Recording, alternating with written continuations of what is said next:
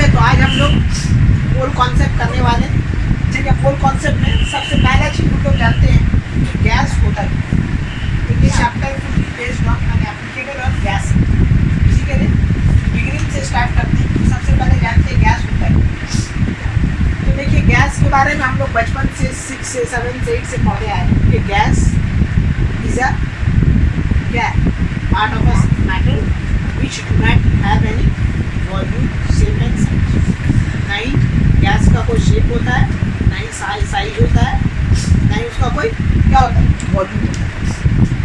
ठीक है, ना ही उसका कोई डिफाइंड मास होता है। कोई चीज़ उसका क्या फिक्स नहीं है। हम लोग बोल सकते हैं कि gas is a substance which do not have finite mass, volume, shape and size. Okay, this is the meaning of gas. कि जब भी गैस के बारे में आप जानिए तो ये समझ लीजिए गैस एक ऐसा सब्सटेंस है, ना ही उसका कोई डिफाइनेट मास होता है, उसका कोई डिफाइनेट मास, उसका मास क्या है फिक्स्ड नहीं है, ना ही उसका कोई वॉल्यूम फिक्स्ड है। यहाँ आप अगर मान लीजिए 1 लीटर का आप कंटेनर में गैस डाल दें तो इसका कोई ज़रूरी नहीं है कि गैस 1 ही लीटर है। ठीक है, क्योंकि कॉम्प्रेसिबल सब्सटेंस है, उससे ज़्यादा भी आ सकता है, उससे कम भी आ सकता है, वो डिपेंड करता है। ठीक है, इसी के लिए गैस के बारे में हम लोग कभी नहीं स्पेसिफाई कर पाएंगे कि उसका कोई डिफाइनेट मास है, ना ही वॉल्यूम है, ना ही उसका क्या है शेप है, ना ही उसका क्या है साइज। उसका कोई सब कुछ फिक्स नहीं है। लेकिन सॉलिड का बात करें, जब कंप्रेस कर देंगे तो डेंसिटी बढ़ जाएगा। हाँ, बढ़ जाएगा, घट जाएगा, लेकिन कोई ज़रूरी नहीं है। जैसे 1 लीटर का अगर बॉटल है तो 1 लीटर पानी ही आएगा, उससे कम आ सकता है, उससे ज़्यादा नहीं आ सकता। लेकिन अगर 1 लीटर का बॉटल है उसमें सोचिएगा आप 1 लीटर ही हम लोग गैस डालें, ऐसा नहीं। अब गैस कॉम्प्रेसिबल सबसे आप उसमें 2 लीटर, ठीक है, एटमॉस्फेरिक प्रेशर करके भी आप उसमें गैस डाल सकते। इसी के लिए बोला जाएगा इसका ना ही कोई शेप साइज कोई फिक्स नहीं है। ठीक है, बाकी अदर्स का अगर हम लोग बात करें तो सॉलिड का तो उसका क्या डिफाइनेट मास शेप सब होता है, लेकिन गैस का जस्ट उसको उल्टा होता है, कुछ नहीं। ठीक है, गैस का और बात करें हम लोग प्रॉपर्टीज का तो gas is a compressible substance, it has less force of attraction. Okay, the distance between the two molecules is very large. That's why intermolecular space van der Waals forces are very less. That's why the molecules of a gas are walking from air to air. ठीक है, तो ये है तुम्हारा gas के बारे में knowledge. अब गैस का याद रखना 4 parameter. There are 4 parameter of a gases.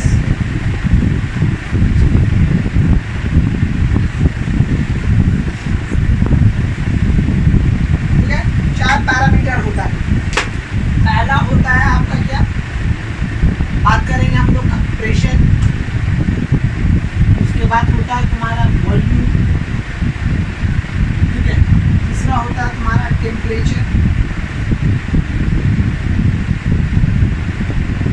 चौथा होता है तुम्हारा नंबर ऑफ मोल्स।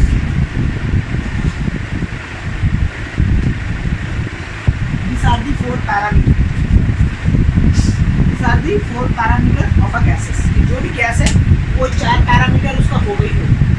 प्रेशर क्या होता है कि अगर कोई सरफेस पे कोई फोर्स परपेंडिकुलर अप्लाई हो रहा है तो वो क्या कह रहा था प्रेशर। ठीक है, प्रेशर होने के लिए एक थ्रस्ट रोटा परपेंडिकुलर अप्लाई होना चाहिए कोई पर्टिकुलर एरिया पे, पर यूनिट एरिया पे, तो वो उसका कहलाता है प्रेशर। वॉल्यूम क्या होता है कि अगर कोई सब्सटेंस को हम रखा है तो कितना जगह ले रहे हैं, जैसे इसको हम यहाँ पे रखें तो ये मेरा हाथ में जितना जगह लिया अब प्लस एयर वाइज जितना जगह लिया, तीनों को मिला के ब्रेथ है वो उसका कहलाता है volume. And space occupied by an object is called volume. Temperature क्या होता है, टेम्परेचर एक ऐसा सब्सटेंस है, ठीक है, जो बॉडी का हॉटनेस एंड कूलनेस को मेजर करता है। Temperature is substance that measure the hotness and coolness of a body. Fourth बात करते हैं नंबर ऑफ मोल्स। मोल्स क्या होता है तो वो इसका तो बारे में डीपली जानेंगे, अभी फिलहाल जान के रखो मोल्स एक नंबर है। ठीक है, इसका वैल्यू होता है 6.003 10 का power -23। This is the value of moles. ठीक है, ये मोल्स का क्या होता है वैल्यू। ठीक है, ये बात याद रखना, this is the value of क्या बोले कि मेरा पास कितना है 2.3, मैंने अगर हम बोले कि मेरा पास 1 डजन बनाना है, इसका मतलब क्या होगा? इसका मतलब क्या होगा? इसका मतलब ये हो रहा है कि आई हैव 12 पीस बना। तो अगर हम बोलेंगे कि I have 1 moles, that means I have 6.023 into 10 का पावर 23। ठीक है, तो moles is just a number which value is this, इसमें एक वैल्यू है। तो यही 4 पैरामीटर है जो हमको जानना है, राइट। अब आते हैं इसका इक्वेशन, गैस इक्वेशन क्या होता है हम लोग जाने हैं, इससे पहले भी पढ़े गैस इक्वेशन के बारे में। गैस इक्वेशन में होता है, वो फॉर्मूला है PV equal to nRT। Okay, this is the gas equation formula. ये क्या है? गैस का equation PV equal to nRT। This is the general formula of a gas. P क्या है? प्रेशर, P क्या वॉल्यूम, N है number of moles, R है gas constant, T है टेम्परेचर। ठीक है, R के बारे में अगर हम बोलेंगे तो क्या है? Gas constant. ठीक है, बाकी में है नंबर ऑफ मोल्स, बाकी का फुल फॉर्म आपको पता है। ठीक है, गैस कांस्टेंट, N है नंबर ऑफ मोल्स। तो अब देखिए, अगर हम मान लीजिए वॉल्यूम में चेंज कर और हमको चेक करना है कि प्रेशर में क्या चेंजेस है, तो अब देखो वॉल्यूम में चेंज करने से तुम्हारा ये भी चेंज हो जाएगा। ठीक है, तो अब इसमें क्या इफेक्ट पड़ा हमको सही तरीके से मेजर नहीं करना है। अगर हम वॉल्यूम में चेंज कर रहे हैं, अब प्रेशर को हमको चेक करना है कि इसमें क्या चेंजेस आया वॉल्यूम का, अगर हम बढ़ा दिए कोई गैस। ठीक है, तो इन लोग कॉन्स्टेंट नहीं होने का वजह से प्रेशर के बारे में क्या इफेक्ट पड़ा, इसको पता लगाना मुश्किल है। तो इसको क्या किया गया, अलग अलग कॉन्सेप्ट लगा के अलग अलग पैरामीटर को कांस्टेंट करके और फिर इसको चेक किया गया और अलग अलग कंक्लूजन। जैसा कि पहला कंक्लूजन क्या निकला, क्या था आपका? क्या था? Walls law. वॉल्स लॉ क्या बोला था कि P जो है 1 बाई क्या है? वॉल्यूम। ठीक है, तो एक कंक्लूजन पहुंचा। वॉल्स लॉ क्या बोला? वॉल्स लॉ क्या किया एक्चुअली में कि वो जो nRT है, ये तीनों क्या कर दिया? कांस्टेंट कर दिया। कांस्टेंट करके प्रेशर में चेंजेस किया, चेंज करके देखा और वो रिजल्ट ये हमारा कि जो भी प्रेशर होगा वॉल्यूम का क्या होगा? Inversely proportional. मैंने अगर increase the pressure then the volume of a gas will be decreases, decrease the pressure the volume of a gas will be decreases. This statement is given by वॉल्स। ये कौन दिया था? वॉल्स लॉ दिया। ठीक है, तो ये दूसरा साइंटिस्ट आया। दूसरा साइंटिस्ट क्या किया? ठीक है, दूसरा साइंटिस्ट क्या किया कि वॉल्यूम और टेम्परेचर को रखा, अब बाकी सब पैरामीटर को कांस्टेंट कर दिया। अब कांस्टेंट करके कंक्लूजन तक पहुंचा। अब बोला कि जो भी तुम्हारा वॉल्यूम होगा that will be directly proportional to the temperature. तो ये साइंटिस्ट का नाम क्या था? चार्ल्स। ठीक है, क्या बोला? चार्ल्स ने यही बोला कि जो भी वॉल्यूम होगा वो टेम्परेचर का डायरेक्टली प्रोपोर्शनल किया। क्या? तो अलग अलग साइंटिस्ट लोग अलग अलग एक्सपेरिमेंट किया। पहला क्या किया? वॉल्स लॉ कि प्रेशर और वॉल्यूम को रखा, बाकी को कांस्टेंट किया। चार्ल्स लॉ का क्या? वॉल्यूम और टेम्परेचर को रखा, बाकी सब पैरामीटर को कांस्टेंट किया और एक लॉ दिया। फिर तीसरा आया तुम्हारा कौन? तीसरा आया तुम्हारा एवोगाड्रो। वो क्या बोला?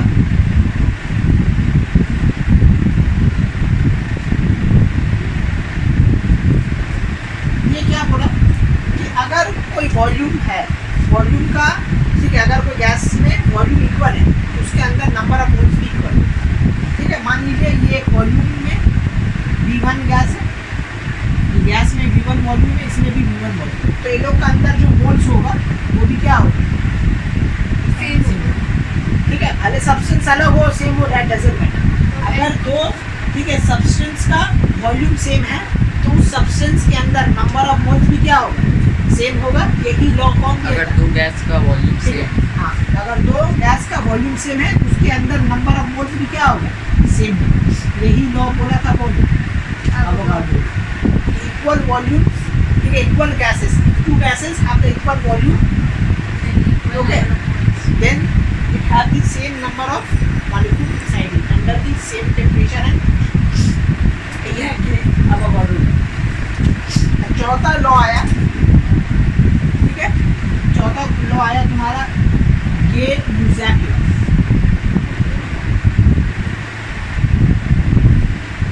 ठीक है, ये क्या किया, वॉल्यूम को माने प्रेशर को और नंबर ऑफ मोल्स को, ठीक है, लेके एक्सपेरिमेंट किया। बोल दिया कि जो भी प्रेशर होगा वो नंबर ऑफ मोल्स का क्या होगा, डायरेक्ट।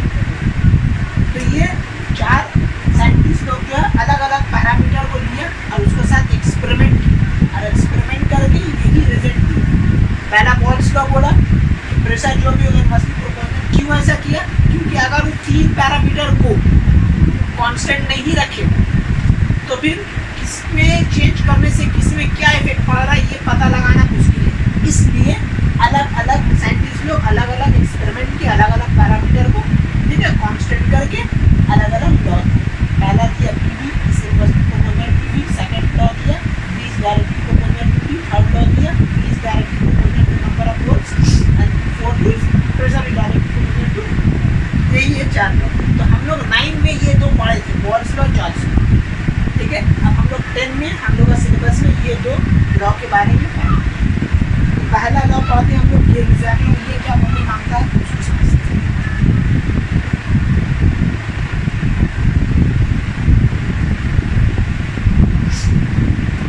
ठीक है, आइए पहला पढ़ते हैं गे-लुसाक।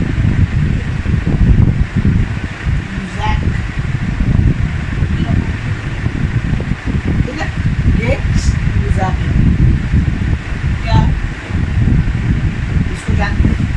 When gases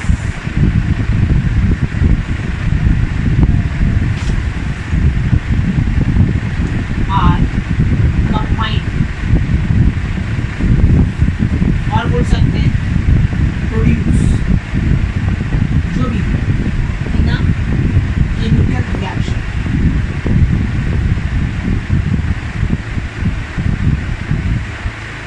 कोई भी गैसेस, दो गैसेस या टू गैसेस आर कंबाइंड और produce in a chemical reaction, they do so in simplest ratio, okay, by volume,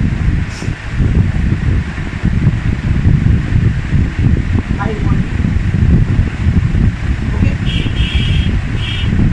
under the same temperature।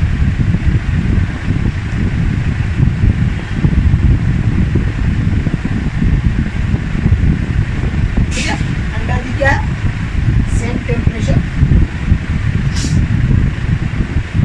यही है गे-लुसाक।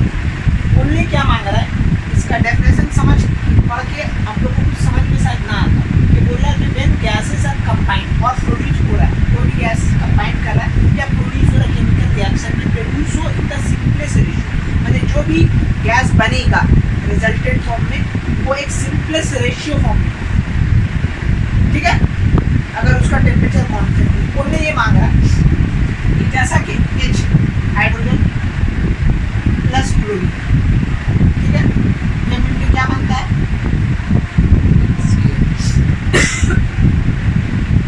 ये मिलकर बनता है तुम्हारा, ठीक है, 2HCl।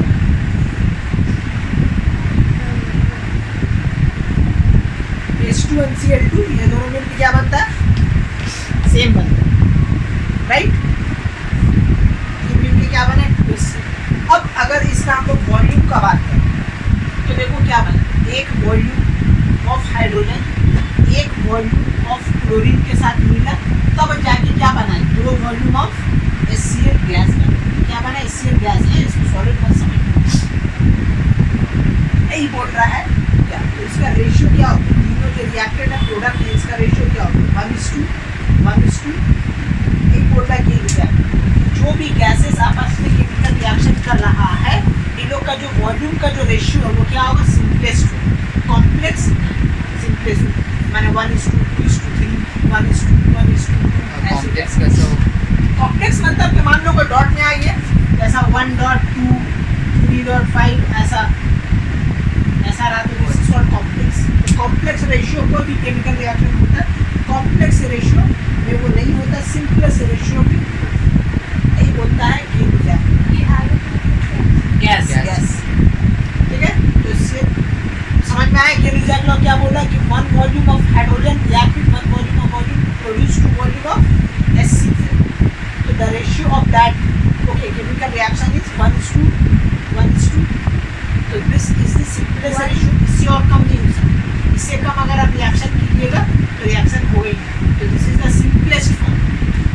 ठीक है, इससे बड़ा हो सकता है, 2 यहाँ 4 यहाँ बढ़ा सकते हैं, लेकिन दिस इज द सिंपलेस्ट।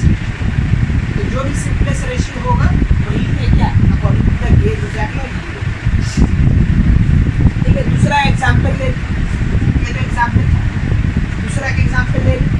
जैसा कि हमारा क्या था N2 + 3H2 मिलके क्या बनाया, बोलो 2NH3 क्या बना 2NH3।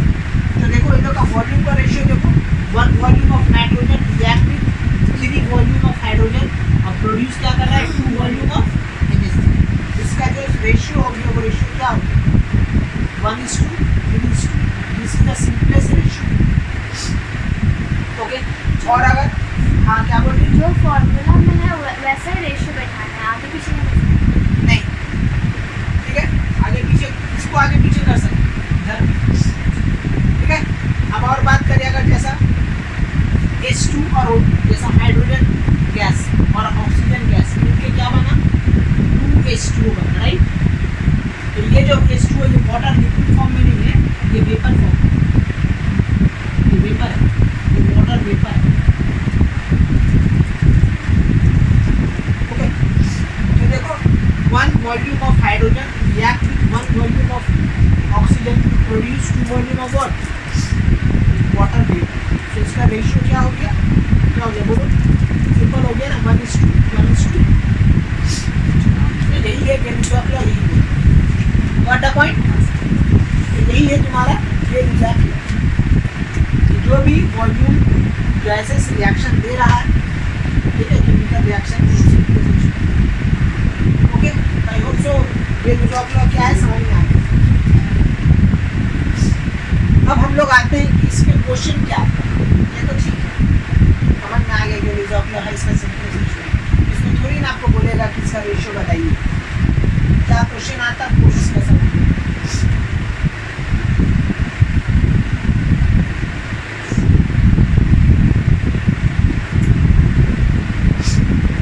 देखिए एक चीज इसमें नोटिस कर कि जो भी गैस का है लॉ बना, मोल्स लॉ हुआ या चार्ल्स लॉ हुआ या गेली-ज़ैक लॉ हुआ या एवोगाड्रो लॉ, ये चारों का चारों law is applicable on the gas, it is not applicable on the liquid और solid. Gay Lussac law is only applicable in gas, gas पे ही एप्लीकेबल है और किसी पे नहीं। ठीक है, तो चलिए आइए इसको एग्जाम में क्या क्या क्वेश्चन आता है हम लोग जानते हैं। कि मान लीजिए suppose we have 100 ml of CH4 methane gas.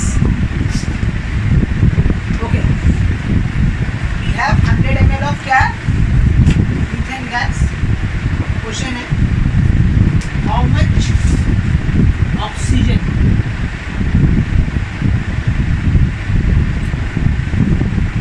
gas is needed to produce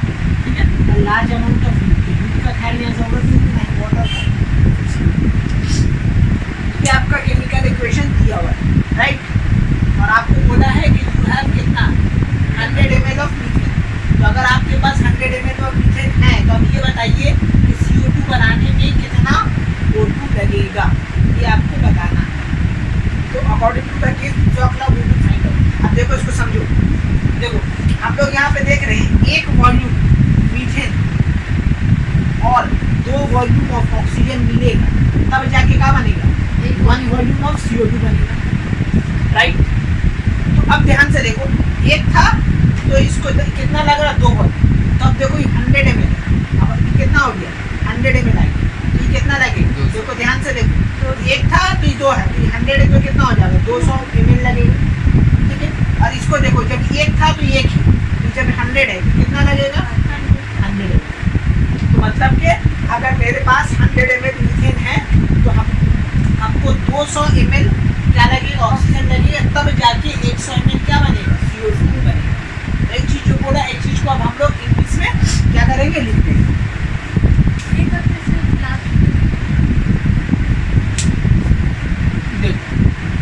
हम लोग के पास कितना है 1 वॉल्यूम ऑफ मीथेन है, ठीक है, 2 वॉल्यूम ऑफ क्या है ऑक्सीजन है, याद कर रहा तब जाके 1 वॉल्यूम ऑफ क्या बन रहा है CO2 बन रहा है। तो अब अगर देखो एक का जगह मेरा पास क्या आ गया 100 ml आया, जब देखो जब एक था तो 2 लग रहा, तो जब एक है तो 100 है तो कितना लगेगा 200 ml लगेगा। अभी इसको इससे कंपेयर करो, जब एक था वॉल्यूम तो ये भी एक वॉल्यूम 100 है तो कितना लगेगा 100 ml लगेगा। बस यही हो गया तुम्हारा इसका आंसर। तो इसी चीज़ को लिख देना होगा कि 1 volume okay of CH4 require okay 2 volume of oxygen produce okay 1 volume of CO2।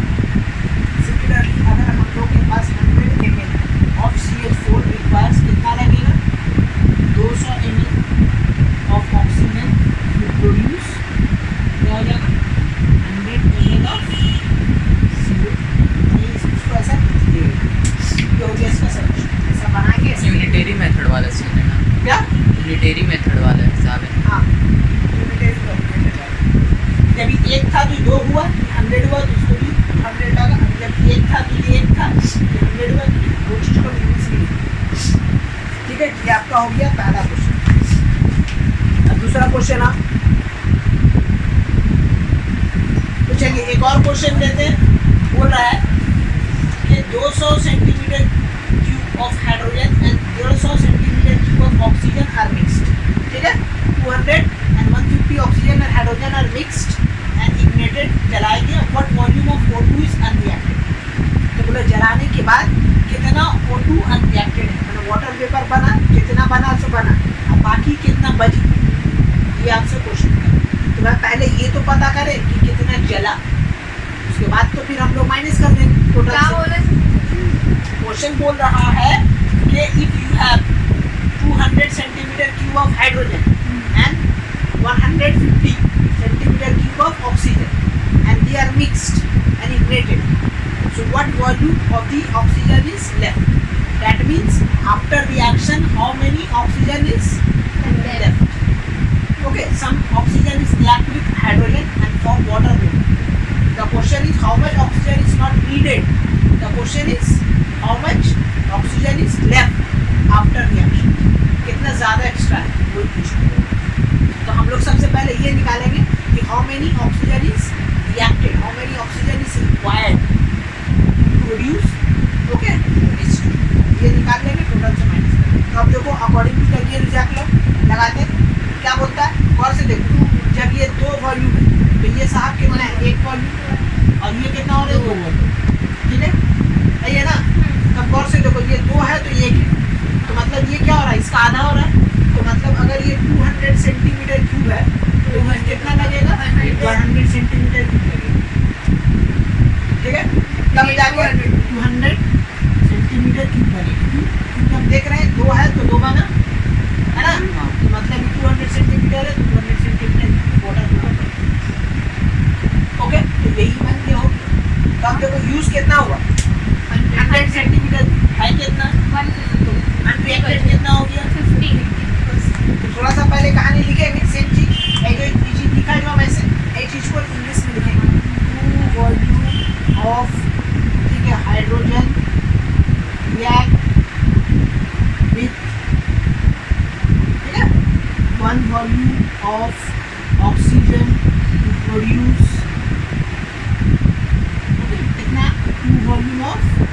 H2O.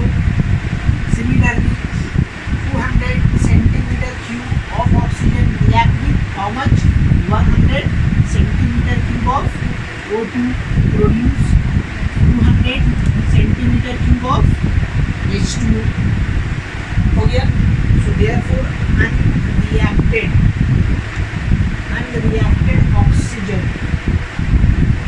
is equal to 150 minus 100, that is 50 centimeter cube.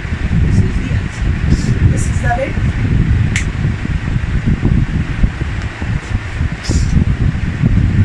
Okay? Simple था. जब ये exact law लगा, you will get the answer. ऐसी कुछ concept, हाँ concept समझ में आना चाहिए कि कैसे मूव कर रहे हैं. इसी तरह समझ में आ रहा कॉन्सेप्ट. 2 वॉल्यूम था, 1 वॉल्यूम था. हम देख रहे हैं कि 2 था 1 था, मतलब ये आधा और ऑक्सीजन आधा और इसके रिस्पेक्ट से, जैसा हम लोग पढ़ा था फिजिक्स में, एक का रिस्पेक्ट से दूसरा को देखना. वो हिसाब यहाँ हाइड्रोजन दिया हुआ है, ऑक्सीजन को देख रहे हैं, इसका रिस्पेक्ट से देख रहे हैं इसमें क्या चेंजेस आ रहा है. जब 2 था तो 1 हुआ, मतलब आधा होगा. जब 200 है, 200 का क्या होगा? आधा होगा, मतलब 100. इतना ऑक्सीजन लगेगा, तब जाके 200 सेंटीमीटर क्यूब जाके क्या बनेगा? H2O बनेगा. तो हमसे पूछा था अनरिएक्टेड, कितना रिएक्टेड होगा? तो 50 अनरिएक्टेड. ठीक है, चलिए ये आपका क्वेश्चन. अब नेक्स्ट क्वेश्चन है आपका,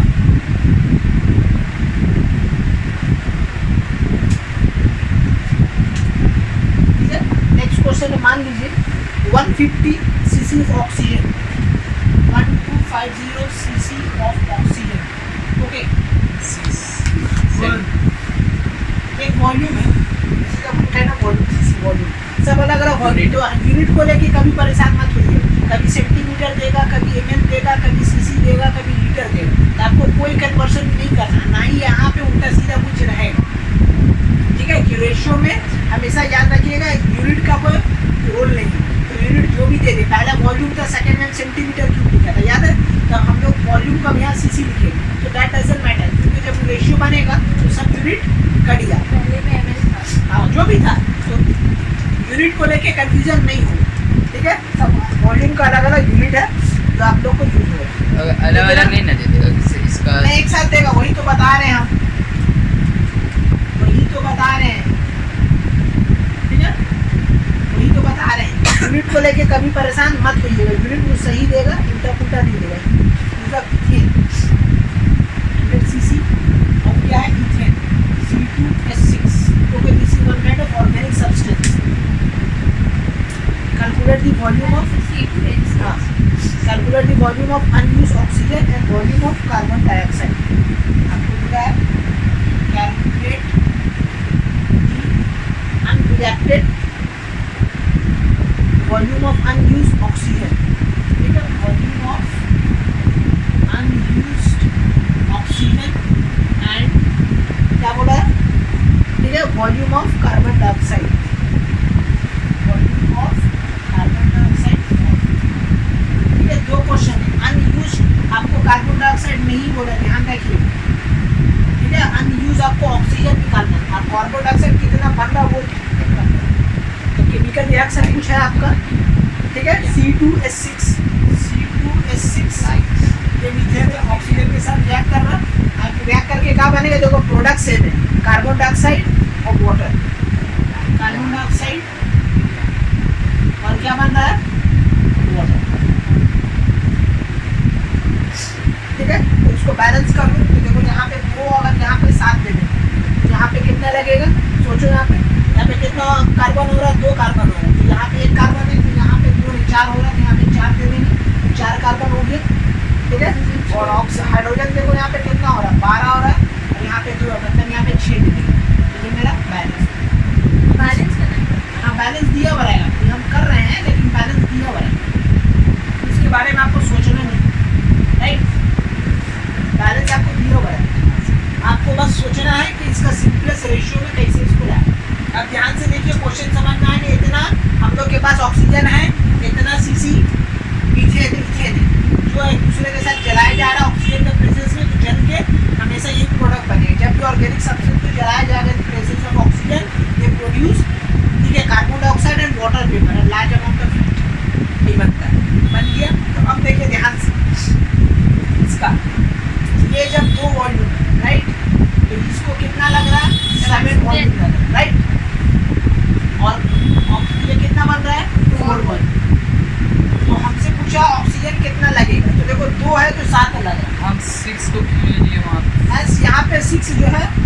लिक्विड नहीं, सॉरी गैस नहीं है, ठीक है। There is only one gas which is CO2. This is not a gas, this is a liquid, that's why we can't take it, and Gill-Exact law is only applicable in gas, that's why we cannot take it H2. But जहाँ पे water vapour बन रहा है वहाँ पे हम लोग ले लेते हैं, जैसे पहले वाला में वहाँ पे सिर्फ वही था तो वही बन रहा था, लेकिन यहाँ पे ये लिक्विड है तो Gill-Exact law is not applicable in liquid के बारे में, सिर्फ गैस के बारे में। अब ध्यान से यहाँ देखिए, 2 है तो ये 7 लग रहा है, तब जाके 4 वॉल्यूम पर, तो अगर ये कितना हो जाएगा 1250 में, पहले इसका 1 का निकालिए, राइट। 1 वॉल्यूम का अगर जरूरत होगा तो कितना होगा 7/2 वॉल्यूम लगेगा, राइट। और ये कितना होगा 2 था तो 4 है तो 2 हो जाएगा। तो सिमिलरली अगर 1250 अरे 2 है तो 4 है ना, हाँ तो सही जवाब है, आ गया। तो 1 है तो घट रहा है ना, हम 1 का निकाल रहे हैं ना, 1 का निकाल रहे हैं ना, 2 है ना, तो जब भी ऐसा आ जाए कि रेशियो जो है आपका निकालने पर यूनिटरी मेथड से निकालिए, तो 2 है तो 7 है, 1 है तो 7/2 होगा, अरे 2 है तो 4 है, तो जब 1 हुआ तो कितना हो जाएगा 2 होगा, तो अब 125 cc है तो ये कितना हो जाएगा 7/2, 125 cc तो ऑक्सीजन है। ऑक्सीजन है ना, तो ये कितना लगेगा वही तो हम निकाल रहे कैलकुलेट कितना, और ये तुम्हारा कितना लगेगा 2 × 1250 cc, ये इतना बनेगा, समझ बात, देखिए ना 2 × कैसे तो वहाँ पे 300 क्या किया? है? अरे भाई आप लोग समझ नहीं रहे हैं यहाँ पे बात, ये हम लोग के पास टोटल है, मान लीजिए आपके पास इतना सारा 1250 cc ऑफ ऑक्सीजन है और 300 cc ऑफ मीथेन है, आपके पास है, लेकिन आप यूज कितना कर रहे हैं, इतना, बात समझ, टोटल यूज नहीं हो रहा, आप यूज कर रहे हैं जो यहाँ लिखा हुआ है इतना ही यूज हो रहा है, जो रिएक्शन में दिया हुआ है इतना ही अमाउंट यूज हो रहा है, तब जाके कार्बन डाइऑक्साइड और वाटर बन रहा है आपके पास इतना, बात समझ रहे ना। अगर आपके पास 10 kg चावल है, मेहमान आ गया तो 5 kg यूज करें, 5 kg रखा हुआ है, तो कोई लॉजिक यहाँ भी आपके पास है 1200 cc ऑक्सीजन, लेकिन यूज कितना हो रहा है, ठीक है, उतना यूज नहीं हो रहा है, जैसे यहाँ पे है उतना यूज, कोई पूछ रहा है कितना यूज हो रहा है, आपके पास है इतना, तो जितना जरूरत है आप रिएक्शन के हिसाब से ले लीजिए, तो उसी सब्जेक्ट 2 वॉल्यूम था तो 7 लग रहा था, तो 1 वॉल्यूम था तो 7/2 वॉल्यूम लगेगा, तो सिमिलरली 1250 अगर हम लोग के पास यूज करेंगे ऑक्सीजन को तो हमको कितना, ठीक है, सॉरी 1250 हम गलती कर रहे हैं, देखो मेरे पास हमसे क्वेश्चन क्या किया था, what is the volume of unused oxygen, तो ऑक्सीजन को हम कैसे यूज कर सकते हैं, हम तो यूज करेंगे किसको, हम लोग यूज करेंगे इथेन को ना, इसके रिस्पेक्ट से निकाल, इथेन के रिस्पेक्ट से निकालना है ना, ये मिस्टेक हो गई, तो यहाँ पे आ जाएगा 300, यहाँ पे कितना आ जाएगा, आप लोगों को समझ में आया, क्यों करेंगे हम लोग? फिर 2 वॉल्यूम, क्योंकि देखिए हमको निकालना है ऑक्सीजन, तो ऑक्सीजन का रिस्पेक्ट हम कैसे कर लें, तो जो जिसका गिवन उसी का रिस्पेक्ट से करेंगे ना, तो ऑक्सीजन निकालने बोला तो ऑक्सीजन को ले नहीं सकते, तो हम लोग क्या लिए इथेन लिए, इथेन कितना था 600, तो जब 2 था तो 7 हुआ, तो जब 300 cc हुआ तो कितना होगा 7/2 × 300 cc, और फिर जब 2 था तो कितना होगा डबल, यहाँ देख रहे हैं ना, यहाँ 2 था तो 4 हुआ, तो जब 300 हुआ तो 600 हो जाएगा, लॉजिक समझिए ना आप लोग, बेसिक तो लॉजिक, इतना कंफ्यूज होने का क्या, यूनिटरी मेथड से हो रहा है, यूनिटरी मेथड नहीं समझ में आ रहा है, 2 वॉल्यूम है, रिक्वायर्ड हो रहा है कितना 7 का, तो 1 वॉल्यूम होगा तो कितना होगा 7/2 नहीं होगा, सिमिलरली अगर 300 का जरूरत है हम लोग कितना लगेगा 3/2, यही होगा ना, यही है ना मैथ्स, तो वही तो किया, यूनिटरी मेथड है और कुछ नहीं, मैथ्स का यूनिटरी मेथड, 1 का वैल्यू निकालो, इससे पहले 1 का नहीं निकाल रहे थे क्योंकि वो डायरेक्ट कॉम्बिनेशन हम लोग देख रहे थे,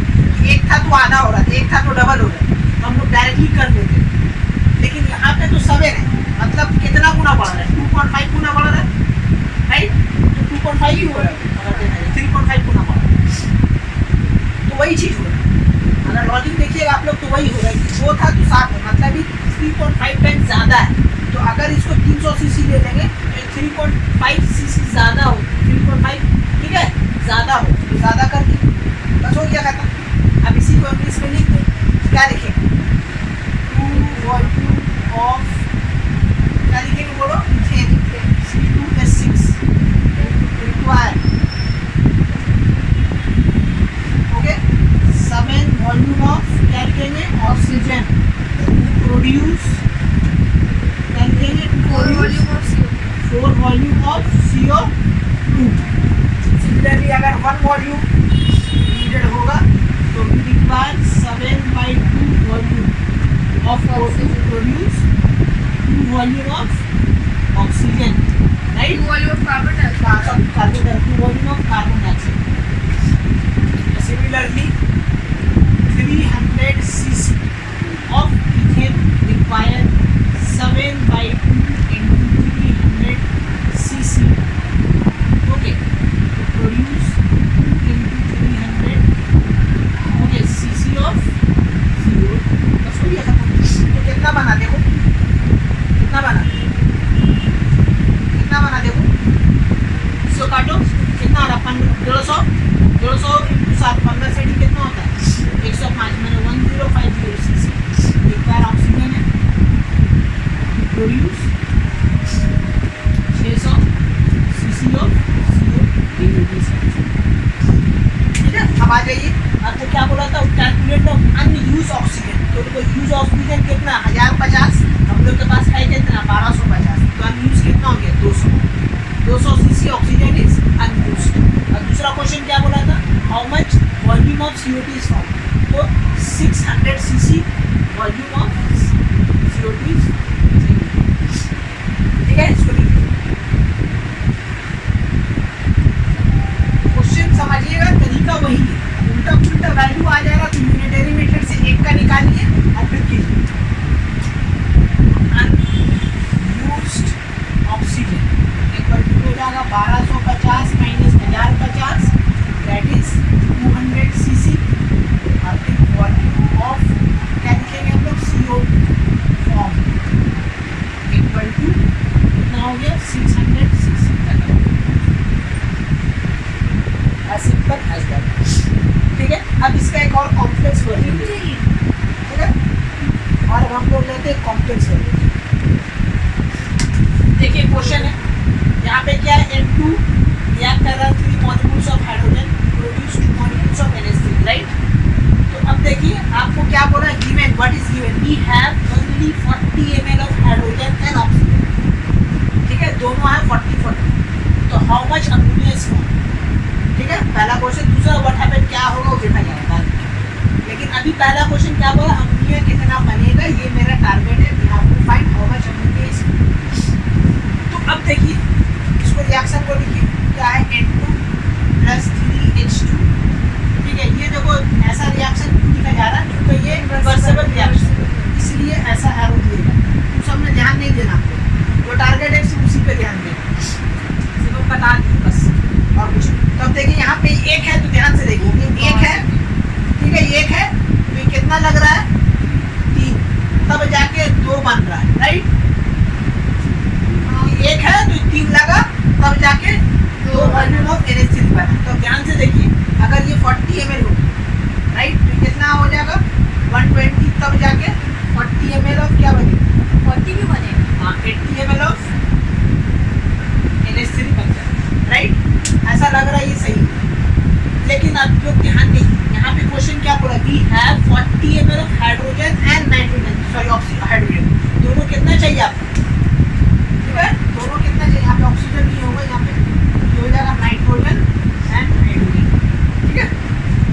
we have only 40 ml of nitrogen and oxygen. हम लोग देख रहे हैं जब एक था तो 3 हुआ, तो जब हम लोग 40 ml ऑफ नाइट्रोजन यूज कर रहे हैं तो हाइड्रोजन कितना हो जा रहा है 120 ml, लेकिन हम लोग के पास हाइड्रोजन है कितना 40 ml, मतलब हम लोग का असम्पशन रॉन्ग हो गया, ठीक है।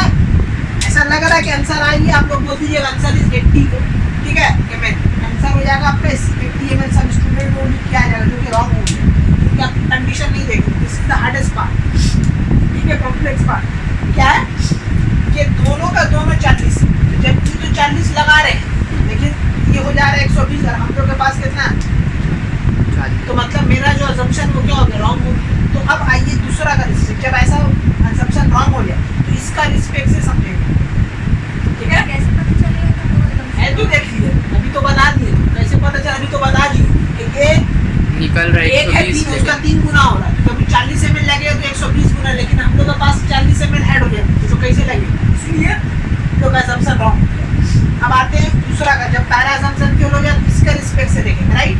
तो अब देखो ये तीन है इसका रिस्पेक्ट से, तो तीन है तो एक है, तो ये अगर एक होगा तो ये कितना हो जाएगा 1/3 होगा। ठीक है, फिर इसका आ जाए, जब तीन है तो ये 2 होगा, जब एक होगा तो 2/3 वॉल्यूम होगा, राइट। अरे इसका रिस्पेक्ट से देख रहे हैं, तो ये जब 3 था तो ये कितना हो रहा है 1, 3 volume of hydrogen requires 1 volume of nitrogen. Similarly 1 volume of hydrogen require 1/3 volume of what, nitrogen. तो जब 3 था तो 1 हुआ, 1 है तो 1 है तो कितना होगा 1/3 होगा, राइट। सिमिलरली अब अगर ये कितना हो जाएगा 40 ml होगा तो कितना हो जाएगा 40/3 ml। तो अब देखो कट के कितना आ रहा है, समथिंग कितना आ रहा है ये बताओ, 13 एकम 3 एकम 3 10 3 13 13.3 आ रहा है, राइट। तो देखो 13.3 क्या लग रहा है, नाइट्रोजन लग रहा है, हम लोग के पास है कितना 47, मतलब हम लोग का assumption सही है, लग रहा है 13.3 है कितना 40 ml, तो मतलब हम लोग का assumption सही है।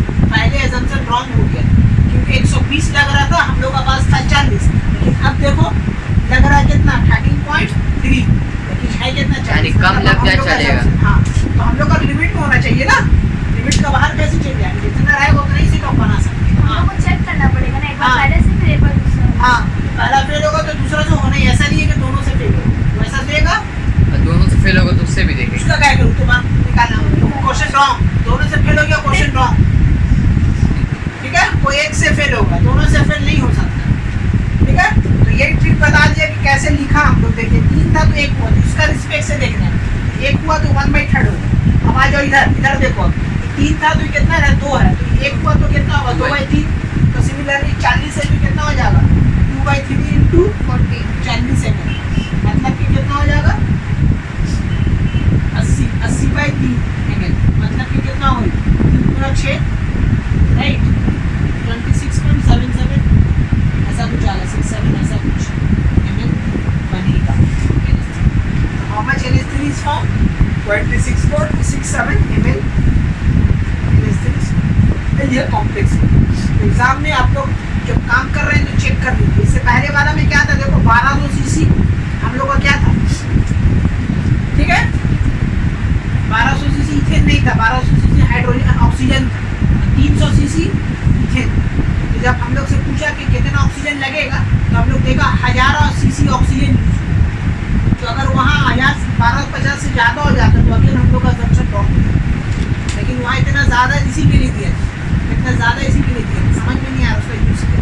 तो यूज जब बनाए हम लोग ये न्यूट्रल लॉस सिंपलेस रेशियो में, तब हमको पता चला कि भाई 1000 तो मेरा यूज, यानी इससे वो क्वांटिटी पता चलता है ना कि हम कितना एक्सपेरिमेंट रियल में, हाँ कितना वॉल्यूम लग रहा है एक्चुअली बनाने में, ठीक है। तो जैसा अगर मान लीजिए 1 कप टी है, तो 1 कप टी में अब कितना चीनी, अगर चाय किसी को ज़रूरत होगा तो अब कितना 1 कप टी में कितना दिएगा 2 चम्मच चीनी, उससे ज़्यादा तो नहीं डाल सकते। तो 2 चम्मच चीनी क्या है आपका, उसका वॉल्यूम, उसका कैपेसिटी उतना ही मीठा हो जाएगा और ज़रूरत नहीं, 1 वॉल्यूम में भी जिसको कम चाहिए हो जाएगा।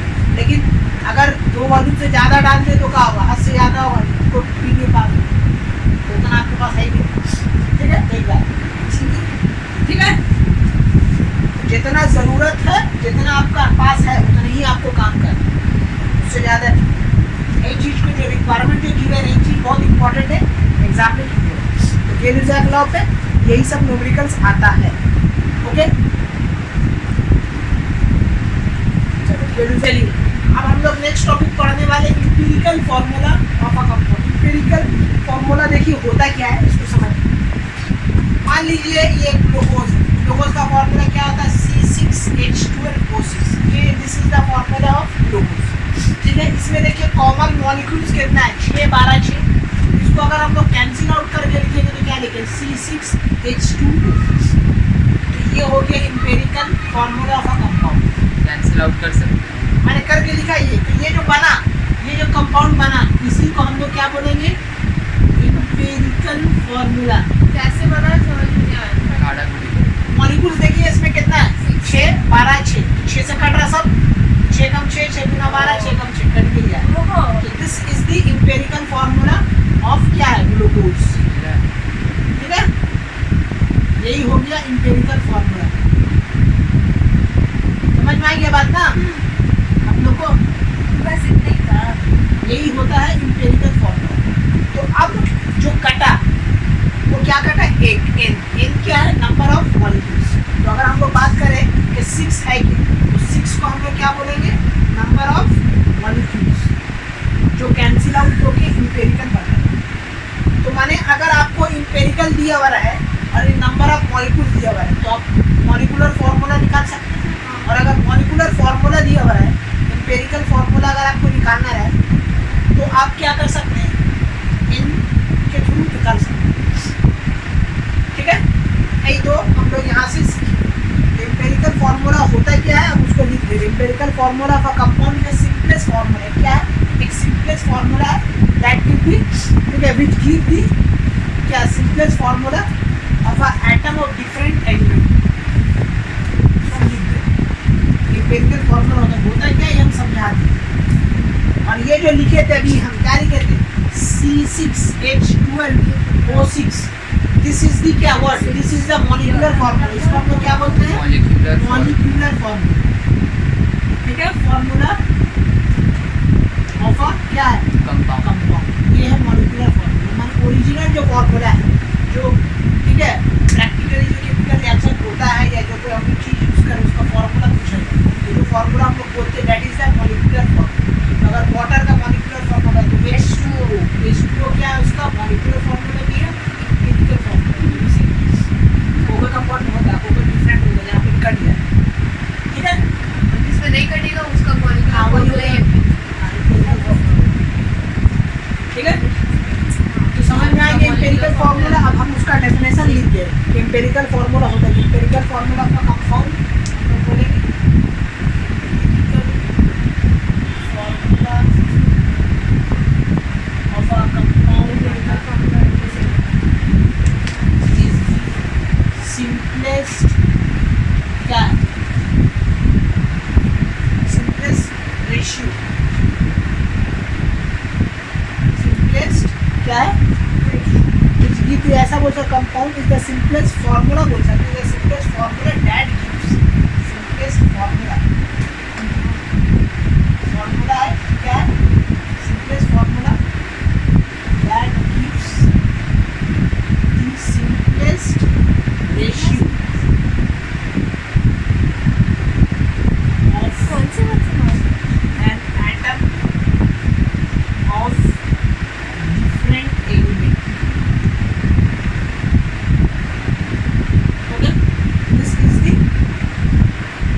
definition of empirical formula.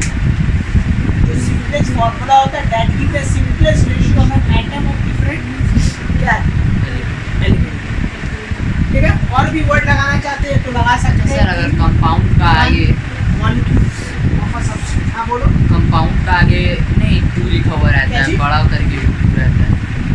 Of the substance, जैसे ग्लूकोज का फॉर्मूला लिखा और सुपर स्क्रिप्ट का, क्या चीज, जैसे ग्लूकोज का फॉर्मूला लिखते हैं ना और हाँ। बगल में 2 लिख देते बड़ा करके। ये बात कर रहे हैं, हाँ, ये हाँ। H और ये H, इसको बोलते हैं 2 एटम ऑफ हाइड्रोजन, इसको बोलते हैं 2 मॉलिक्यूल्स ऑफ हाइड्रोजन।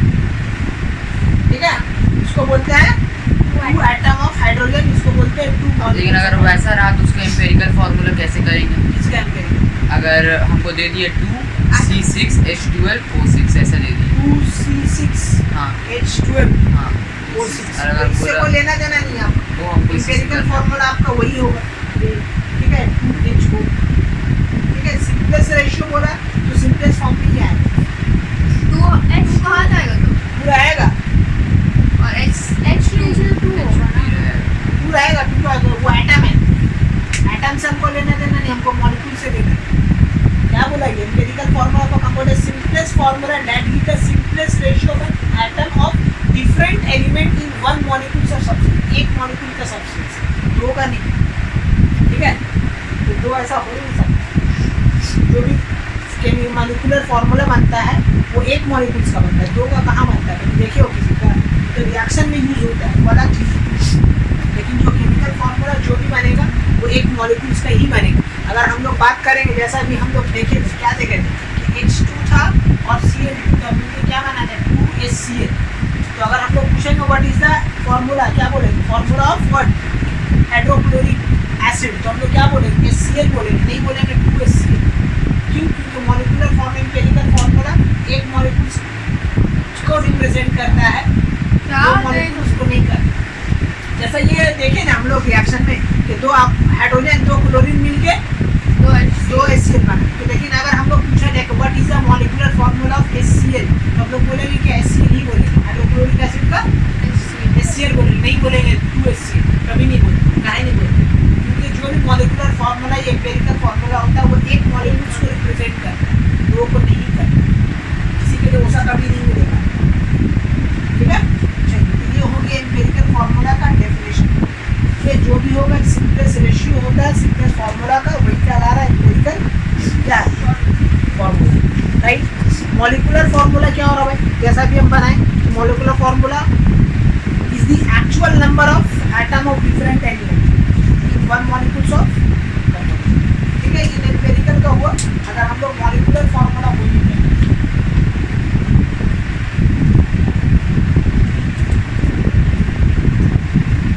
फार्मूला का डेफिनेशन तो हम लोग बोलेंगे it is the actual formula of a compound, actual formula of a compound, ठीक है, of atom of different element, atom of different element same हो जाएगा in one molecules of the substance।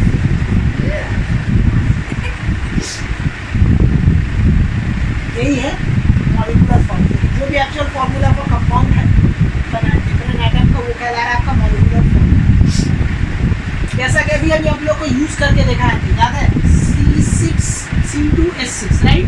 तो this is the molecular formula of what, ethane. इसको cancel out कीजिए, cut क्या आ जाएगा CH3। तो this is the empirical formula of ethane. ठीक है, तो ये लोग दोनों का बीच का सिंपलेस्ट रेशियो कितना है। तो अगर हमको इससे इसका पास जाना है तो 2 मल्टीप्लाई कर देंगे, इससे इसका पास चले आएंगे, और इससे इसका पास जाना है तो 2 से डिवाइड कर देंगे। क्या बोले हमको हर जगह क्या बेसिक मतलब नॉर्मल जगह में मॉलिक्यूलर या एम्पिरिकल मॉलिक्यूलर यूज होता है ना, जनरल फॉर्म में मॉलिक्यूलर। एम्पिरिकल तो फार्मूला अपना बनाने में या न्यूमेरिकल्स करने में यूज होता है। प्रैक्टिकल लाइफ में तो मॉलिक्यूलर ही लगता है, एम्पिरिकल तो एम्पिरिकल एग्जिस्ट करता है ना। हां एग्जिस्ट करता है, नहीं करता तो उसको यूज। तू वो क्या बोलेंगे बेसिक, अभी अब क्या बोले क्या सिंपलेस्ट रेशियो तू वो अरे भाई ये 2 है ना, ये 2 डिवाइड किए तो ये बना। हाँ। अगर इसमें 2 मल्टीप्लाई कर देंगे तो 2 क्या हो रहा है, नंबर ऑफ मोल्स हो रहा ना, मॉलिक्यूल्स हो रहा ना, which is required to convert the empirical formula to molecular formula. ठीक है, हाँ अब इसका सब हम फार्मूला लिख के दे दे रहे हैं, आप एक टेंशन मत लीजिए। एक ठीक है, इसका फार्मूला सब जो हम लिख के दे दे रहे हैं कि क्या फार्मूला है, कैसे न्यूमेरिकल्स बनेगा, बस उसको याद कर लीजिएगा, सब खत्म हो जाएगा। तो देखिए डिफरेंट एलिमेंट के साथ क्या था। ठीक है, चलो पहला फॉर्मूला देखिए आप लोग। अभी हम बताएं, अगर एग्जाम में बोलते हैं find out the molecular formula, right, molecular formula. अगर आपको फाइंड आउट करने बोले कोई भी कंपाउंड का, तो आप देखिए फार्मूला क्या लगाइएगा, बता दे रहे हैं। ठीक है, n इंटू एम्पिरिकल फार्मूला। ठीक है, n इंटू क्या हो जाएगा, एम्पिरिकल फार्मूला। अब n कैसे निकालेंगे, सवाल उठता भाई n कैसे निकालेंगे। तो देख लीजिए n निकालने का फार्मूला, n क्या है, number of moles. Full form लिखते हैं, नंबर ऑफ मोल्स। सबका HCF ले लेंगे। ठीक है, इससे कैसे हम नहीं लेंगे, तो दूसरे यहाँ मॉलिक्यूलर वेट। ठीक है, मॉलिक्यूलर वेट डिवाइडेड बाय कर देंगे एम्पिरिकल वेट। Empirical formula. ठीक है, this is the formula to find n। समझ बात ना। एग्जाम में आपको ऐसा नहीं देगा मॉलिक्यूलर फार्मूला एम्पिरिकल निकाले, एम्पिरिकल देन मॉलिक्यूलर। आपको इन फार्मूला से n निकाल के लिखना क्या है, मॉलिक्यूलर वेट लिखा, मॉलिक्यूलर फार्मूला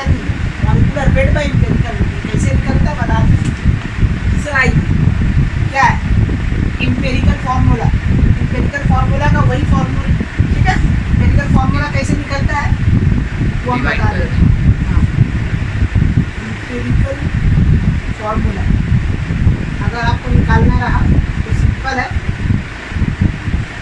हम लोग क्या करेंगे, मॉलिक्यूलर फॉर्मूला से क्या कर देंगे, डिवाइड कर देंगे। चौथा, आपको कभी कभी मॉलिक्यूलर वेट निकालने बोलते हैं, क्या बोलेगा, मॉलिक्यूलर वेट निकालना अगर आपको पड़ गया और आपके पास वेपर डेंसिटी दी होगी formula, molecular weight equal to होगा 2 इंटू वेपर डेंसिटी, ठीक है, 2 इंटू क्या हो जाएगा, वेपर डेंसिटी, ठीक है। वीडी का फुल फॉर्म है, याद रखिएगा, वेपर डेंसिटी।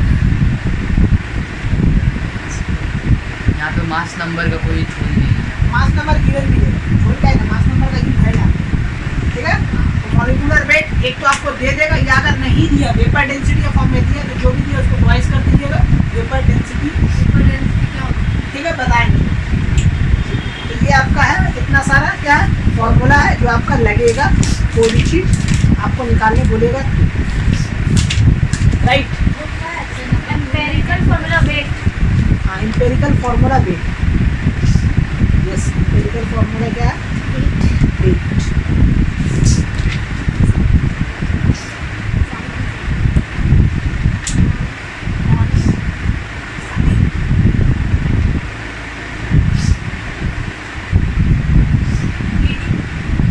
क्या, बस इतना ही फॉर्मूला है, निकाल लीजिएगा, जिससे हम लोग को एग्जाम में बढ़िया निकले, ठीक है। तो आइए इसका एक बेसिक क्वेश्चन करते हैं हम लोग और देखते हैं क्या क्या करना है। सारा टाइप हम बताएंगे 1 बाय 1, एग्जाम में उसी टाइप में से एक टाइप नजर आता, ठीक है। पहला number 6, calculate the empirical formula whose molecular formula is, क्या बोला, कैलकुलेट दी, हम शॉर्ट में लिख रहे हैं, empirical formula of a compound, okay, 745 molecular formula is, कितना दिया हुआ है, C8H6O4, C8H6O4, okay, and empirical weight is 83, and empirical weight is 83, okay. This is the first formula, we have to find the what, empirical formula, ठीक है। empirical formula, formula, इसको formula को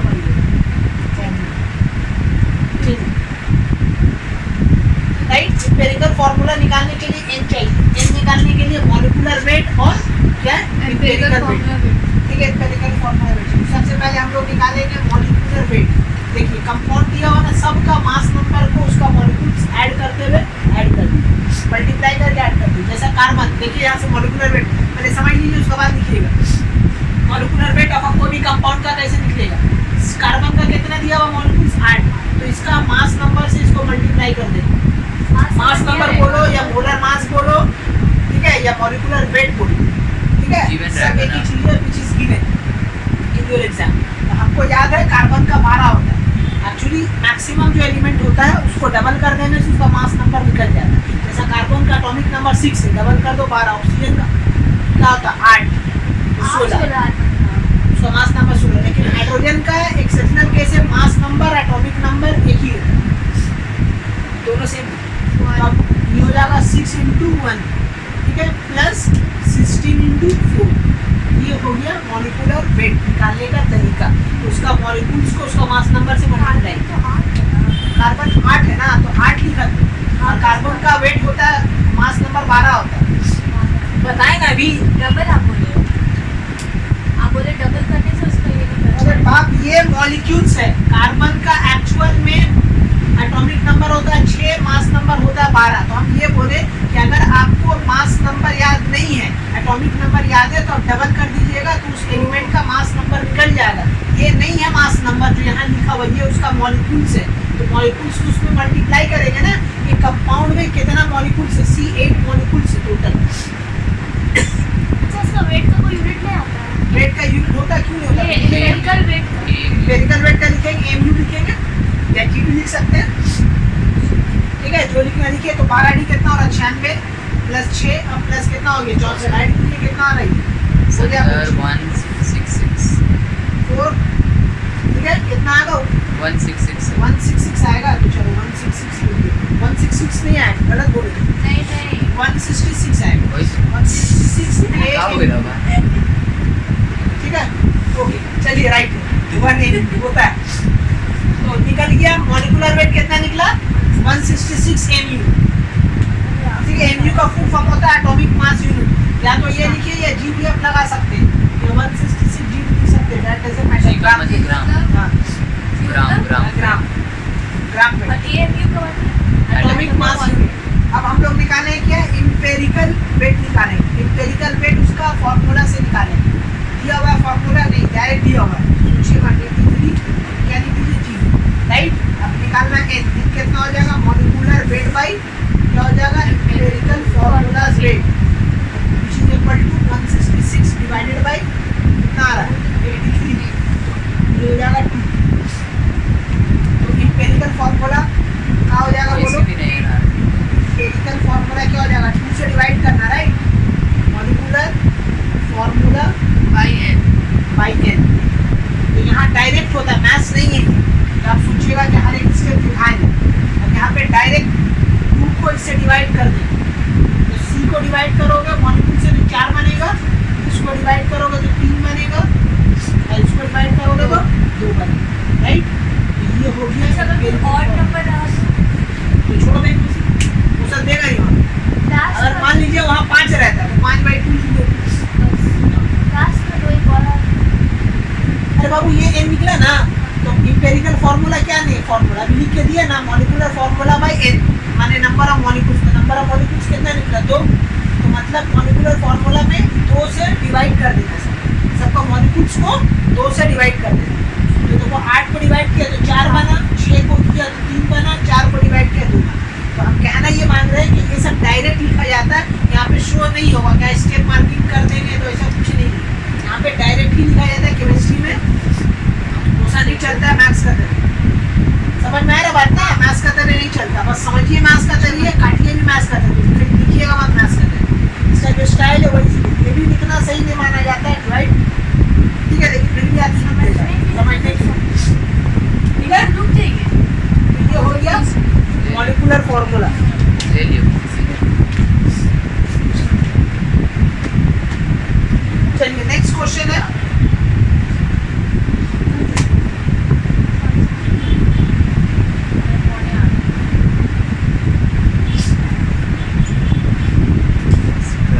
question number 2। बोला है compound has molecular weight is 90। Compound has molecular weight is 90, ठीक है। Compound has molecular weight 90, ठीक है। And it's empirical formula is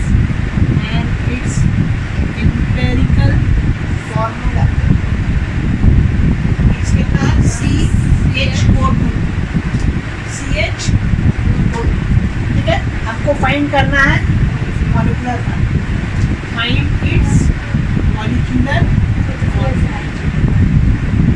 चलिए देखिए जो भी बोले मॉलिक्यूलर फॉर्मूला बोले empirical we have to find n। तो पहला आपका टारगेट रहेगा जो भी क्वेश्चन रहेगा वो कॉन्सेप्ट से, तो आपको पहला टारगेट क्या निकालना है n निकालना है, राइट। अब देखो n कैसे निकालेंगे molecular weight by empirical weight. तो मॉलिक्यूलर वेट तो दिया हुआ है, जस्ट लीव इट, खाली मॉलिक्यूलर सॉरी इंपेरिकल वेट निकालेंगे। चलिए अब हम लोग निकालेंगे इंपेरिकल वेट। क्या होगा देखो, सबका मास नंबर को मॉलिक्यूल से मल्टीप्लाई करके आगे भागना है। तो 1 × 12 1 × 1 प्लस 2 × 16 कितना आएगा बोलो 32 प्लस क्या कर रहे हैं कैसे निकल रहा है 45 आ रहा है। जैसे पहले निकाली थी वही है ना, हाँ। जो मॉलिक्यूलर वेट जैसे निकलता है इंपेरिकल वेट भी वैसे ही निकलेगा। जो आपका सामने है उसका मास नंबर को उसका मॉलिक्यूल से मल्टीप्लाई करके आगे बढ़ते जाइए, सबको ऐड कर दिए, निकल लिया। अब निकालेंगे n नंबर ऑफ मॉलिक्यूल्स, तो क्या हो जाएगा molecular Weight weight by by empirical empirical formula weight, ठीक है। तो मॉलिक्यूलर फार्मूला 90 या 45, तो अगेन कितना निकला 2। तो हमको क्या बोला, मॉलिक्यूलर क्या बोला निकालने, फार्मूला निकालने। तो मॉलिक्यूलर फार्मूला क्या होता है, n into empirical formula. Empirical formula, right. अच्छा सर, आप तो बोले कि ये शो नहीं करने स्टेप्स, हाँ n फिर इनटू 90/45। CHO2 हाँ, तो ये इसका अंदर ढुक जाएगा, ऐसा नहीं बगल में लिख देंगे मेरे बाप, ये C2H2O4 होगा।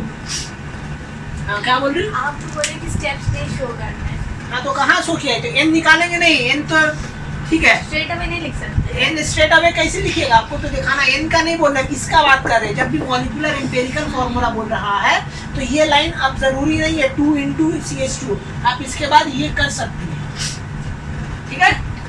बस समझ लीजिए क्या हो रहा है, ये वाला लाइन उड़ा नहीं सकती, जो उड़ाने बोला वो मत उड़ाओ, नहीं मतलब कि जो नहीं उड़ाने बोला वो मत उड़ाओ, जो उड़ाने बोला उसको उड़ाओ, उल्टा मर्ज मत करो। तुमको बताते इसमें उड़ाने, तुम उड़ा लीजिए, तो सभी उड़ा दो पूरा, ठीक है। अभी सम को थोड़ा सा हम चेंजेस कर रहे हैं। ये कंपाउंड का मॉलिक्यूलर वेट दिया हुआ था, अभी कंपाउंड का वेपर डेंसिटी दे दे, सब कुछ सेम रहा है। कंपाउंड हैज BD लिख दे रहे, वेपर डेंसिटी कितना 45, ठीक है। And empirical formula same, find the molecular formula same लिखा है, राइट। खाली क्या दे दिया, वेपर डेंसिटी। तो अगेन देखिए, ये वाला फार्मूला लगाने से पहले, ये वाला लगाने से पहले आपको क्या निकालना होगा, मॉलिक्यूलर वेट निकालना होगा, सॉरी हाँ मॉलिक्यूलर वेट। तो मॉलिक्यूलर वेट निकालने का क्या फार्मूला है, 2 इंटू वेपर डेंसिटी, राइट। तो 2 इंटू वेपर डेंसिटी कितना है 45, तो रूट पे लिखे 90 अच्छा, आया। वेपर डेंसिटी कांस्टेंट रहेगा। हाँ कांस्टेंट नहीं हो, दिया हुआ रहेगा, तो चेंज होता है अलग अलग कंपाउंड, फिक्स नहीं है। तो ये हो जाएगा मेरा कितना 90/45 दिस इज 2। तो मॉलिक्यूलर फार्मूला आपका आ जाएगा, यहाँ पे हम डायरेक्ट करेंगे, ठीक है। C2 कितना आएगा, C2H2O4, ओके। अब आ रहा है टफेस्ट, अब जो सम्स आने वाला है वो टफेस्ट होगा और वही एग्जाम में आएगा, ओके। वही एग्जाम में आएगा, डराओ मत। क्या होगा? तो सही से टीचर नहीं किए। अब ठीक है, हम कुछ नहीं किया, बस वेपर डेंसिटी ले लिए, मॉलिक्यूलर वेट हटा के 45 दे दिया, फिर उसको काम कर दिया ना। अब नेक्स्ट आ रहा है आर एक्सरसाइज डिफिकल्ट बात, ठीक है, जो हम लोग को करना है। कि इससे पहले हम लोग का काम इजी हो जा रहा था, काहे इजी हो जा रहा था, क्योंकि सब गिवन था। क्योंकि मेरा एम्पिरिकल फार्मूला दिया हुआ मिल रहा था, CH2O या एम्पिरिकल वेट दे दिया तो हम लोग निकाल लिए। लेकिन अब क्या होगा, एम्पिरिकल फार्मूला गिवन ही नहीं रहे, एम्पिरिकल फार्मूला दिया ही नहीं रहे, ठीक है। वो हम लोग क्या करेंगे, निकालेंगे, परसेंटेज फॉर्म में दे देगा, ठीक है। तो आइए सबसे पहले हम लोग करते हैं एक क्वेश्चन, ओके। तो एक कंपाउंड मान लीजिए, एक कंपाउंड है, compound is found to be possess okay 40% carbon dioxide, 6.74 hydrogen, 6.76% hydrogen, and oxygen is 53.3%. Okay, and its molecular weight is 60, and its molecular weight is 60. Find the molecular formula of the compound. बाद में बात करेंगे। Find tuition the में बाद में molecular formula of a compound. बाद में बात करेंगे। सुनता नहीं है सर। ठीक है, तो ये क्वेश्चन है, इतना सारा इंफॉर्मेशन दिया हुआ है, इसको देख के हमको निकालना क्या, मॉलिक्यूलर फार्मूला। मॉलिक्यूलर फार्मूला के लिए n निकालना होगा, n निकालने के लिए मॉलिक्यूलर वेट और एम्पिरिकल वेट चाहिए। एम्पिरिकल वेट निकालने के लिए एम्पिरिकल फॉर्मूला निकालना, सब देखो कनेक्टेड है चेन करना।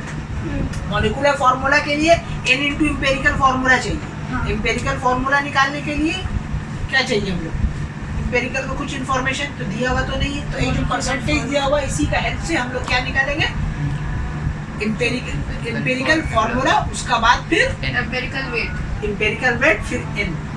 तो सब चेनिंग सिस्टम। तो अब देखिए जब भी परसेंटेज में दे देगा तो आपको क्या करना होगा, सबसे पहले कॉलम बनाना होगा, 4 कॉलम बनेंगे, ठीक है।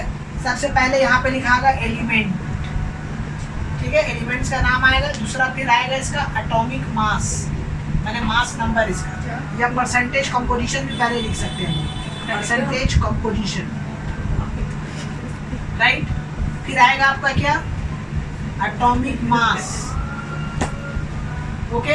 फिर आएगा आपका क्या, ये आएगा आपका एटॉमिक रेशियो, एक आएगा आपका एटॉमिक रेशियो, और फिर एक आएगा सिंपलेस्ट रेशियो, ठीक है। ये 3 कॉलम आपको दिया हुआ रहेगा, आपको 2 कॉलम खट के निकालना है, समझ लीजिए बढ़िया से। क्या बोला, 3 कॉलम, जो शुरू का 3 column will be given, we have to worry about 2 columns, ठीक है। जैसा पहला एलिमेंट आपको पता है, पहला क्या कार्बन है, ठीक है, दूसरा क्या हाइड्रोजन है, तीसरा ऑक्सीजन है। ऑक्सीजन लिखे नहीं आप? ऑक्सीजन लिखे नहीं हम, है तो लिखे वो इक्वल टू दिस, वो छोड़िए। चलिए कंपोजिशन कितना दिया, पहला 40%, दूसरा कितना दिया हुआ, ठीक है, पहला आपका कितना दिया 40, दूसरा कितना दिया हुआ 6.76। हाँ 6.76, और तीसरा दिया हुआ आपका कितना 53.3% दिया हुआ, राइट।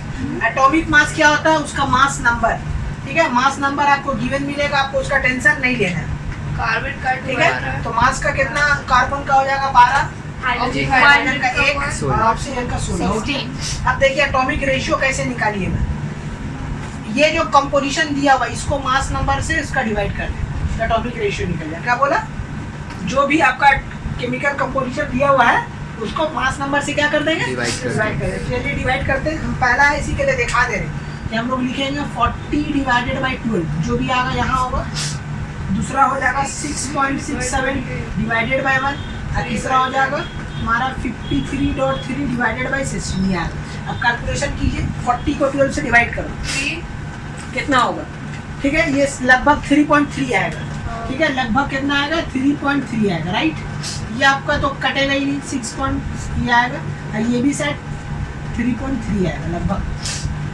तो ऊपर में क्या दिए, ये लगभग है, मेरा अप्रोक्सीमेट, ये जो लिखा गया है लगभग जो बोलेंगे अप्रोक्सीमेट, ये आ रहा है आपका ये वैल्यू, अप्रोक्सीमेट वैल्यू ये आ रहा है, ठीक है। ये आप निकालिए कैसे, हमको यहाँ लिख दिए, इसको कैलकुलेटर से कर सकते हैं, लेकिन कैलकुलेटर अलाउड नहीं है, तो आपको नॉर्मल डिवीजन जैसा किया जाता है वैसे ही करेंगे, जैसा कि 12 को डिवाइड करेंगे 40 से, ठीक है।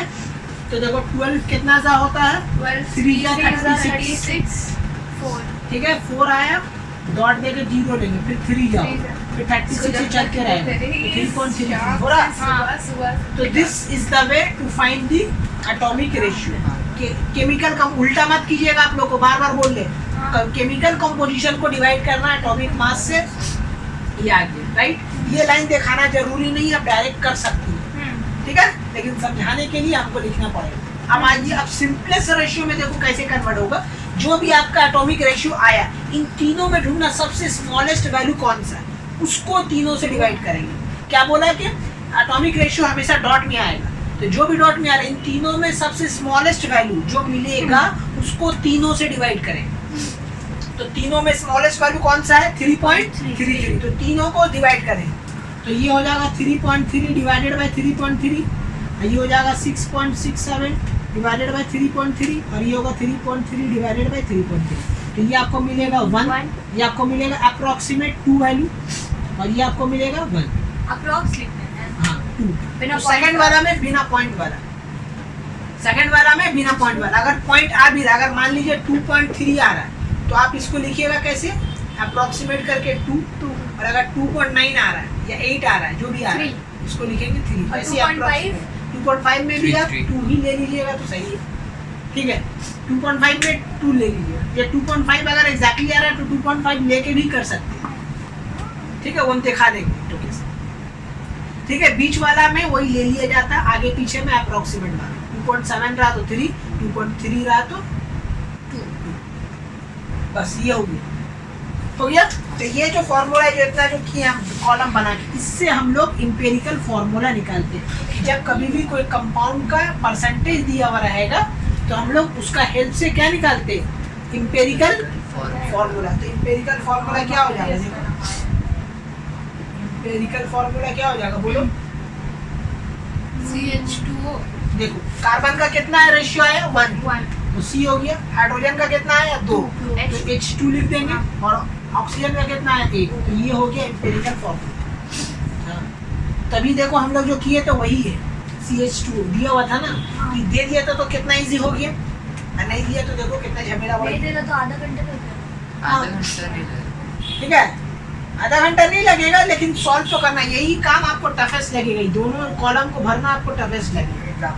मगजमारी है, मिस्टेक मत कीजिएगा, ध्यान से कीजिएगा ताकि सही वैल्यू है। कैलकुलेटर अलाउड नहीं है, तो जिसका डिवाइड स्ट्रांग है वही कर पाएगा, नहीं तो गलत सलत रेशियो ले लो। जरा सा भी गलत रहा तो मार्क्स हाँ ये अगर यहाँ आ रहा है 1 आप ले लिए 2 तो रॉन्ग हो गया ना। नहीं, हम जैसे 3.3 है ना, तो 3.4 आ गया। अरे 4 ले लिए ना, यहाँ भी 4 ले लिए, हाँ। लेकिन काट के यहाँ तो सही लिखे हैं, यहाँ सही लिखे तो सही होगा ना। यहाँ अगर 1 का जगह 2 ले लीजिएगा तो सब रॉन्ग हो तो गया। अगर 5 के अंदर हम कुछ भी डाल दे उसमें, अगर गलती हुआ तब तो वो सही हो सकता है ना। हाँ, लेकिन आप जब डिवाइड जानते हैं तो आप गलत काहे लिखिएगा। आपका तो पता है ना कैलकुलेशन, आप तो उसी को लिखिएगा ना, आप तो बिना हवा में तो नहीं बैठाइएगा। ठीक है, अब तुम सोचोगे कि 12 पर डिवाइड करना 3.3 आ रहा है, तब 3.4 लिख दे रहे, तो लिख दो, ये रेशियो सही आना चाहिए।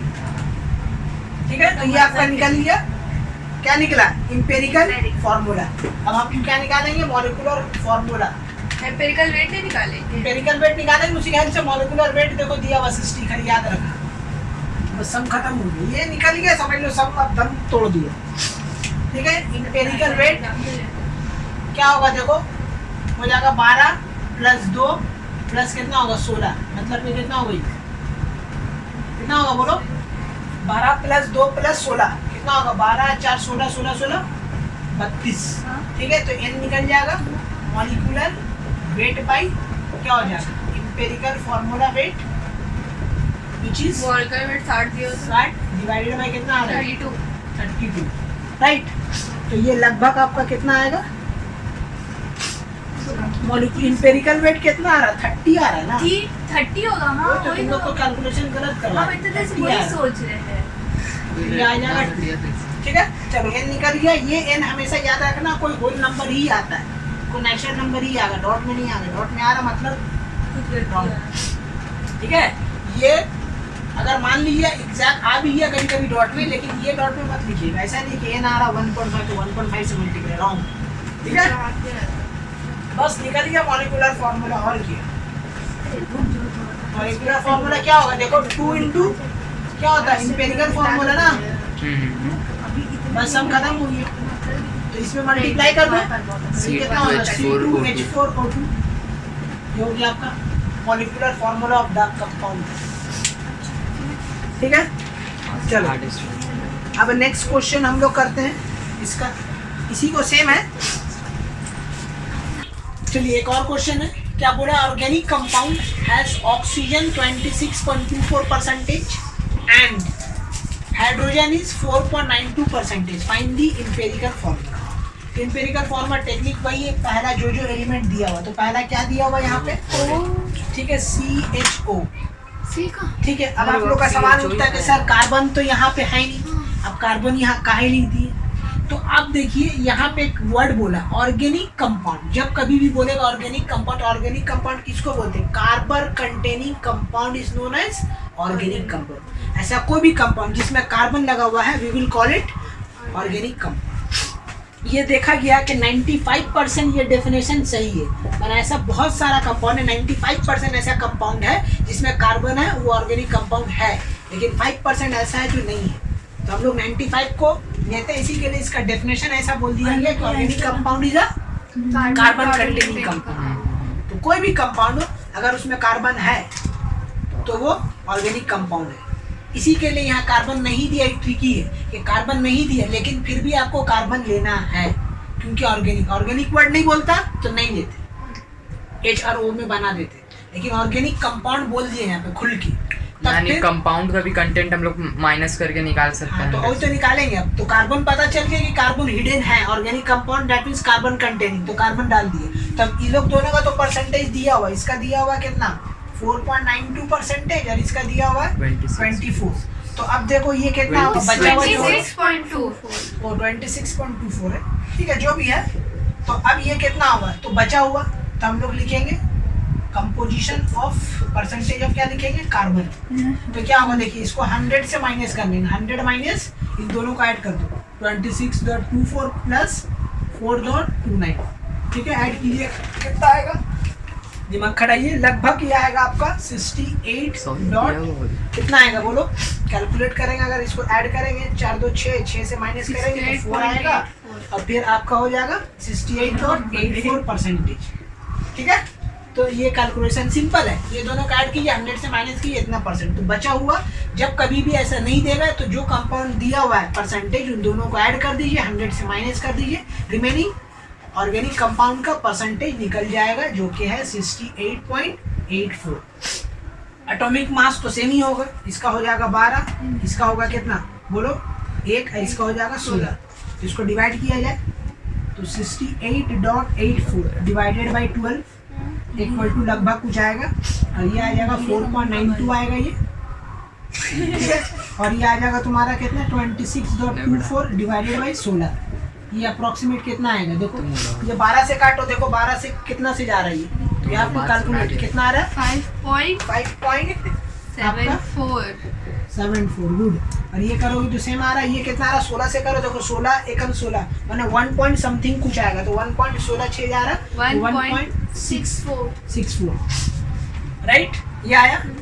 अब क्या बताया था हम, दूसरा रेशियो कैसे निकालेंगे, सिंपलेस्ट रेशियो क्या करेंगे बोलो, सिंपलेस्ट रेशियो के लिए कुछ बताया था, सबसे छोटा वाला से तीनों को डिवाइड, तो सबसे छोटा कौन है 1.64, तो ये तो बनेगा 1, इसको डिवाइड बाय होगा ना, डिवाइड बाय 1 तो वही आएगा ना, तो सबसे छोटा 1.64, तीनों से डिवाइड करो तो ये कितना आएगा 1 आएगा, ये कितना आएगा, ये आपका 3 आएगा, और ये आएगा 3.5 अप्रॉक्स